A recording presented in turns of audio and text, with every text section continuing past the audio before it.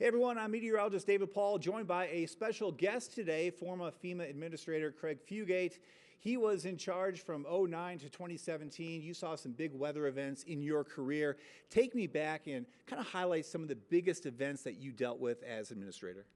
You know, we had everything from the Nashville floods in 2010, then tornado outbreaks. Alabama to Tuscaloosa, from Birmingham, but up in the north end, up in the TVA area, where we saw total devastation. Joplin, which was a F5 on the Fujia scale, just totaled that.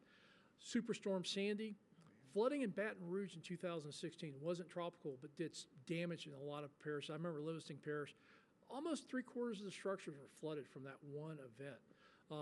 So a lot of hurricanes, a lot of flooding, front range floods in Colorado, record setting. And I think that was the thing I was seeing was record setting flooding over and over again. Some of it was tropical, some of it was not tropical.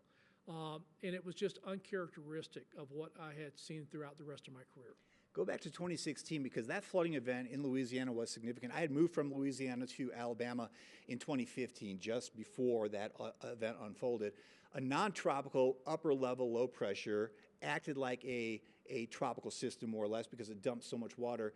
The flooding was so incredible in areas that just really hadn't seen it. Do you think people were even prepared or had a sense that that could happen? No, they were behind levees. They thought, well, the levees will protect me. Well, the levees protect you if it's river flooding. It didn't protect you from rainfall. In fact, the levees actually act like dams.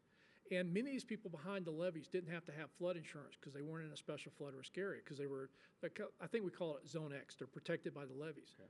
So people didn't have flood insurance. Yeah. To give you some idea of the scale of the 2016 floods, we paid out in Superstorm Sandy for uninsured losses to heads of households, $1 billion in assistance in the first 32 days.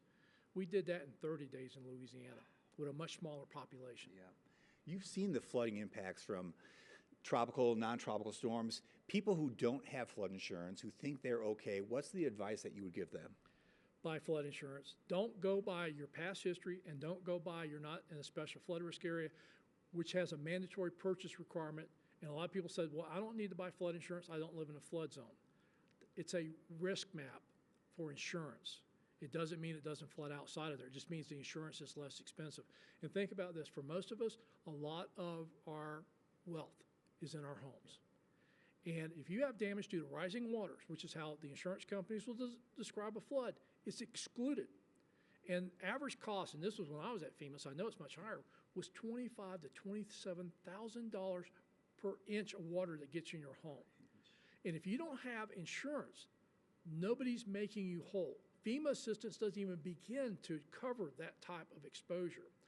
And we have seen this as probably one of our fastest growing uninsured risks as we see more and more flooding from these extreme rainfall events, some tropical, a lot not tropical. And people who don't have flood insurance, they say, I don't live in a flood zone. I've lived here all my life. And I'm going, that's why they're called record-setting events. They've never happened before. But if you don't have flood insurance, you could lose your home and still have your mortgage and be financially destitute. Insurance is not something people want to buy, but flood insurance outside of that special flood risk area is a good investment to protect you from this flooding that is increasing across the country. And landscape usage has changed so much. Development, more runoff, parking lots, roofs, adding to the water across the area too. Have you seen that in your tours? Yeah, this is really when you get in the urban built-up area, stormwater runoff is increasingly becoming something that as we pave and we build in ways and we eliminate our natural spaces, we're making flooding worse. A lot of communities are starting to take a step back and going, hey, wait a minute, maybe we need more greenways. And people say, well, that's a waste of space. And I'm like, I don't know any place that doesn't want more parks and recreation. So where communities have taken those areas and made the space greener to absorb the floodwaters and provide more recreation, they get the win-win. It reduces their flood risk. It provides more parks and recreations. And that's a way we can approach this. This isn't a zero-sum game where we can't do something or we can't build. It's really looking at how do we achieve the goal of reducing the impacts of flooding by making our communities more resilient, at the same time addressing the need for green space, parks, and recreation. which I don't know any place that says they have too much of that. That's right. Take me back to April 2011, the big tornado outbreak in Alabama. Just from a personal perspective, what was it like to go into those communities and see that damage? Yeah, I land in Birmingham. We get a helicopter. We're going to fly it. Normally, you've seen this. Tornadoes are real sketchy, Right.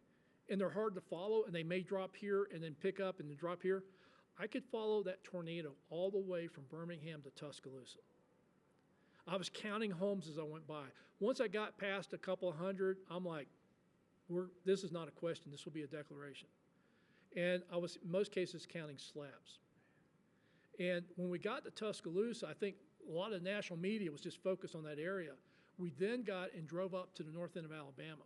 And I remember going to this one town, and there was a mobile command post sitting in front of this destroyed fire station. And they had run the phone lines in, and that's where the 911 operators were working because everything else was flattened.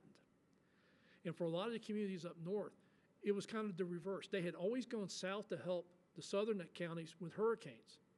Now the southern counties went north to help them in the tornadoes. And you know, it's amazing looking at Google Maps. You can see some of the scars still in 2025 from that event in 2011. One final piece of advice that you would give people out there. You mentioned the flood insurance. Any other information? If I live in Alabama and I'm building a new home, I'm going to build a safe room. You know, people always refer to Oklahoma as a tornado. The tornado belt is actually much further south than people realize, and we actually get more tornadoes in the southern states, and I think this is really unappreciated by the national media. People live there know this. But we're not going to be able to build a home to withstand these massive tornadoes we're seeing. But we can build safe rooms in our homes so we have a safe place to go, because when you have minutes and you need to get somewhere safe, and there's a lot of information, there's things to do. FEMA has provided grants for that. I know the state of Alabama's provided grants for that. But if I'm building a new home, I'm going to build a safe room, make sure we have a place to go. Because as much as we talk about all the other hazards, tornadoes are the one you don't have time. And they are quick hitting in our area for sure, and oftentimes come in at night. Craig, great information. Thank you. Appreciate it. Yeah.